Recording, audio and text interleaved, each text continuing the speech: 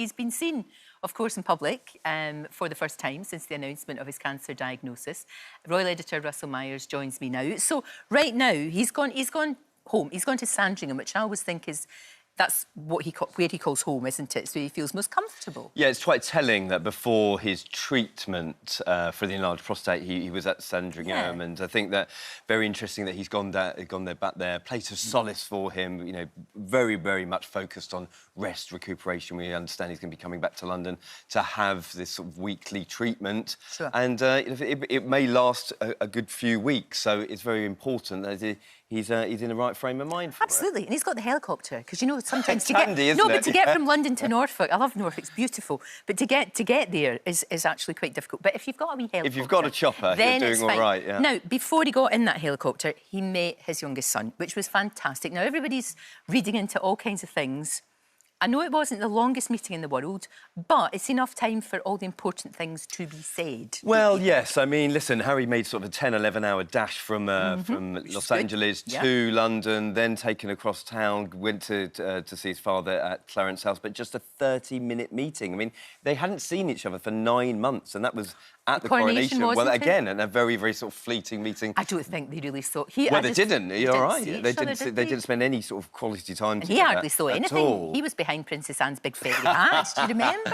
Poor soul got a limited view. Absolutely, in the cheap seats. But you know, half an hour, OK, it doesn't sound like very much. It really doesn't. And normal families wouldn't have a helicopter, but normal families, he would have travelled with him back and spent time at his house. But they are not a normal family. No. This is not how they work. So, and they said that he was tired also, Charles. Well, I tell you what, you know, looking at the pictures of him being driven in the state Bentley from Clarence House to Buckingham Palace, you know, not reading too much into it, but I think they tell 1,000 words. He looked very emotional. Yeah, I thought he looked teary-eyed, whether that was from the meeting, whether that was from the fact that he's going back to Sandringham, and there was quite a few well-wishers there waving to him and whatnot. So undoubtedly, this is a very emotional and stressful time for the King and the rest of the royal family. So all of our best wishes are with him. But you know, that meeting with Harry is quite significant, I think, because Harry didn't sort of give out a statement or fly over here when he was undergoing treatment for the enlarged prostate, and now, because of the cancer diagnosis, he's here. But we don't know how long he's staying, and that Where did he stay? Well, he stayed at a luxury hotel in London. I mean, it was interesting that there was some sort of conspiracy theories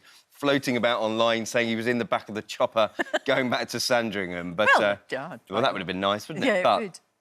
It would be interesting to see how long he stays, because he is due in Canada next week for the 1 year to go for the Invictus Games with Meghan. That is still happening, I'm told. So very, very interesting to see if he stays a few more days. Yeah. Who is he going to see? One person he won't be seeing is his brother, Prince William. 100%. I mean, you know, Prince William is a very busy man. He's obviously taking on more duties, looking after Kate and the kids. His brother, though. Listen, I think the two of them would... I just think if they don't see each other now, I don't see them ever seeing each other. You're totally right, and I think that there is, you know, that relationship is pretty much in the gutter, and there is possibly no way back. I mean, if there is a chance for reconciliation, it may be with Harry and his father. I don't think there's going to be one with William. And I don't see Harry coming back. I don't even think he wants to come back to do it. I mean, he's made it very clear that he doesn't want to be part of the royal institution, as he calls it. He doesn't want to be part of that, and that's fine. You know, he's made his mind up. He's got a new life in America,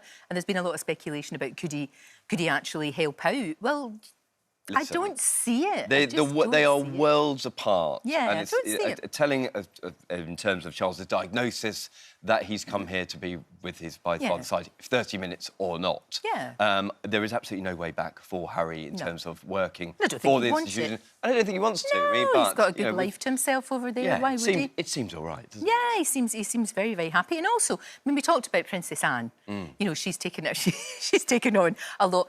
Everybody forgets about Edward and Sophie. They're the quiet ones, aren't they? But the Queen was so fond of Sophie. Very, very much so, yeah. And they just very quietly do all the, if you like, the kind of dull, mundane stuff. Yes, you know, like if there were still ball bearing factories, they would be opening them. Do you know what I mean? Well, they do all of that. It is the hard graft behind the scenes, I'm sure that they would say. But they're all going to have to step up. I mean, William is back at work today. First time we've seen him in public engagements. We're going to see him doing investiture at Windsor later this morning. Right. and he's going to be at a gala for the London Air Ambulance. Very, very dear cause to his heart, of course. Yeah, of course. Interesting to see how many people will be picking up the slack, because Princess Anne can't do it all. I'm sure she would give it a good go. I think she probably could. She's out on force today. She was doing 4 jobs yesterday. Yeah. You know, listen, there is a time for their families to pull together, and whether Harry will be brought into the mould remains to be seen. But there is going to be some heavy lifting from the others. So maybe Edward and Sophie, we're going to see them at a few more engagements. I would think so. And I think they're quite likeable characters. Of course they are. And, they're not showy, they're not flashy. No, exactly. You know, but they're all right. Yeah. Yeah, they're all right, so. and they get on with it, and there we are, and that's good.